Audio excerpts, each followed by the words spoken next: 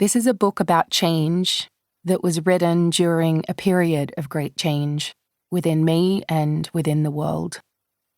Who I was when I started it is unrecognizable from who I am today. No part of me is the same. Stoked in the initiatory fires of midlife, becoming a mother, a global pandemic, and the dark nights of the soul, only the most potent embers remain.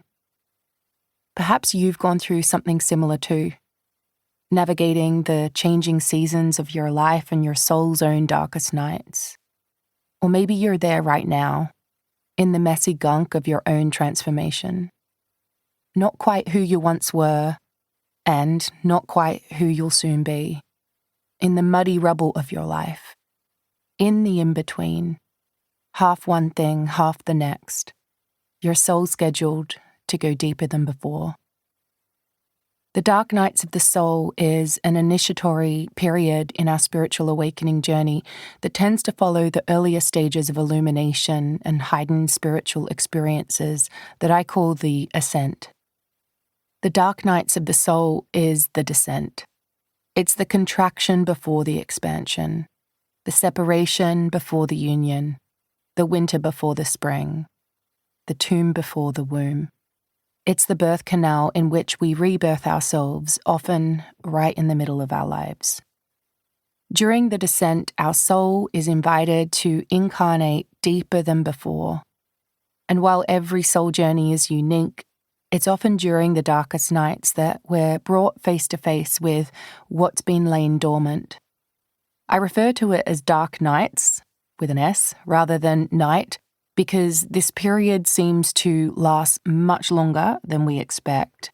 For me, this part of the spiritual awakening journey has been the most difficult to navigate, and it's hurled me deep into my body, my ancestry, the earth, and humanity. This is a book about rebirth, which means it's a book about death, for rebirth isn't possible without it. This is a book about healing, which means it's also about feeling, for healing isn't possible without it. This is a book about finding yourself, which means it's also about losing yourself, for finding yourself isn't possible without it.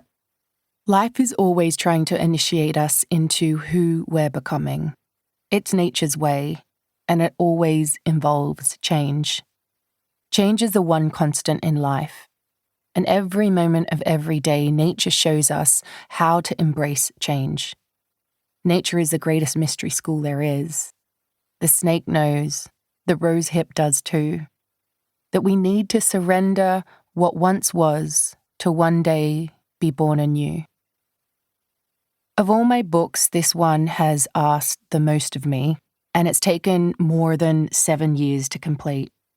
I wrote it during a really unique period of my life in which I was pregnant 3 times and welcomed 2 babies into the world. One did not make it past the 2nd trimester. Much of the book came to me and through me while soul was being woven into matter and my entire body was expanding and contracting.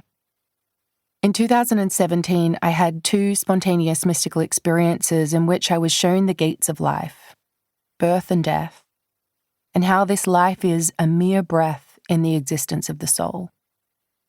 These awakening experiences, which took me many years to integrate, transmitted something deep into my cells and changed the trajectory of my life.